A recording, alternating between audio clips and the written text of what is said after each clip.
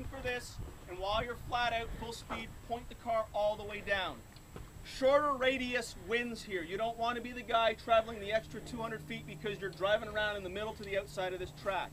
For all of you that have been here before, notice there's no pylon out there now. I had them incinerate the goddamn thing. Don't go looking for the old pylon that they normally put way the hell out in the field there. That's a good wet line turn-in point, not a dry line turn-in point. What you want to do is do a lot of work right now while things are fairly simple. This is an acceleration zone. It's a straightaway. It's a high-speed bend in the road. You can take it flat out, easy, no problem. Keep your foot in it. Turn the wheel. Load the car. Get it down here. When you get to this point and you're touching just the edge of this curve, about in the middle of it, call it your apex, that's when it's time to lift off the gas and hit the brakes.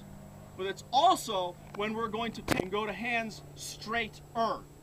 It's never going to be perfectly hands straight, but the difference between getting down to this apex and staying out here is probably 15, 20 degrees of steering lock. So instead of braking for 600 feet with this much steering, we're going to brake for 400 feet with this much steering. It allows you to be a lot faster into here. It's a great way to get underneath people and make a passing move. Okay?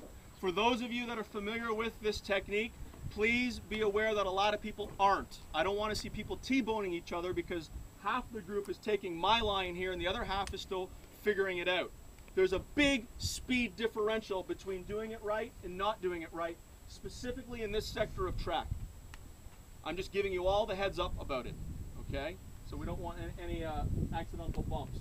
When you open those hands to do the braking, you're going to let the car come out about a car width wide off the inside. That's it.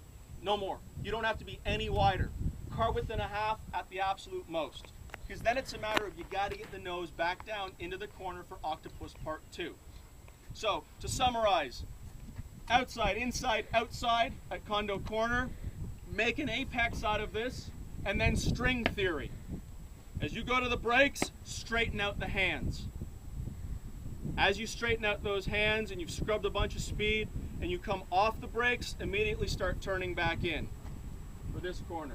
So it's full throttle, brakes, off the brakes, rolling in, and then we're into the second part. Magic curb is going to make all the difference in the world at the second and third part of the Octopus, to the point where we're not going to use all this radius out here to our left, because getting your right front tire onto the apex at Octopus Part 2 is more grip and gets the job done more effectively. Let's go have a look at that, okay?